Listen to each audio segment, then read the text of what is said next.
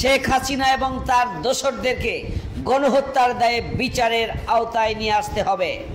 বাংলাদেশ জামায়াতে ইসলামীর কেন্দ্রীয় নির্বাহী পরিষদ সদস্য ও ঢাকা মহানগরী দক্ষিণের আমির জনাব নুরুল ইসলাম বুলবুল বলেছেন, আওয়ামী অপশক্তির দোসরদের পরিকল্পিতভাবে সরকারের প্রশাসন সহ বিভিন্ন সাংবিধানিক প্রতিষ্ঠানে প্রতিস্থাপন করা হচ্ছে। তাদেরকে এক বিভাগ থেকে আরেক বিভাগে এবং এক মন্ত্রণালয় থেকে অন্য মন্ত্রণালয়ে স্থানান্তর করা হচ্ছে, যার মাধ্যমে ফ্যাসিবাদের দোসররা বাংলাদেশের রন্ধ্রে রন্ধ্রে প্রবেশ করছে। ছাত্র জনতার গণ অভ্যুত্থানের যে অর্জন, সেই অর্জনকে নস্যাৎ করে দেওয়ার অপচেষ্টা চালাচ্ছে তারা।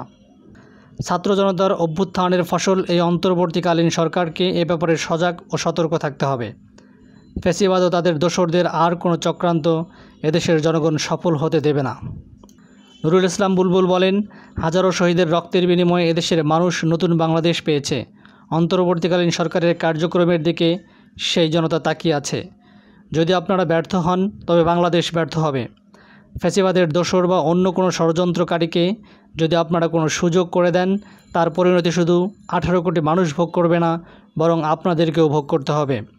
বাংলাদেশ জামায়াতে ইসলামী সৎ ও যোগ্য নেতৃত্বের মাধ্যমে একটি সুখী সমৃদ্ধ দেশ গড়ে তুলতে চায়, একটি কল্যাণ রাষ্ট্র গড়ে তুলতে চায়, যাতে 18 কোটি মানুষ মাথা উঁচু করে দাঁড়াতে পারে। এমন একটি নতুন বাংলাদেশ গড়ে তুলতে চায়, যেখানে মানুষ মন খুলে কথা বলতে পারবে, সবার ভোটাধিকার থাকবে, মৌলিক অধিকার নিশ্চিত করা হবে এবং ন্যায় ও ইনসাফ প্রতিষ্ঠিত হবে।